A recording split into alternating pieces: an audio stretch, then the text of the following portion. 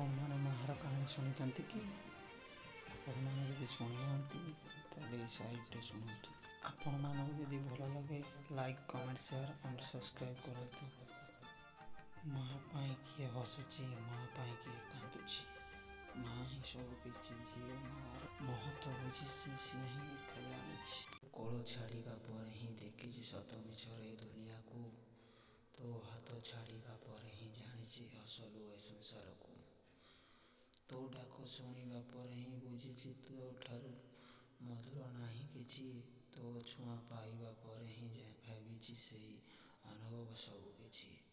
ତୋ କାନି ଧରିବା ପରେ ହିଁ ଜାଣିଛି କେତେ ମହତ୍ଵ ସେ ପଣତର। ତୋ ପାଦ ଛୁଆଁ ପରେ ହିଁ ଲାଗିଛି ଚଳନ୍ତି ଠାକୁର ତୁ ମୋର। ତୋ ବିନା ଜୀଇଁବା ମରିବା ମୋତେ ସବୁ ସମାନ। ତୋ କଥା ଲେଖିବା ପରେ ହିଁ ଭାବୁଛି ଶବ୍ଦ ସରିଗଲା ଦୁନିଆରେ।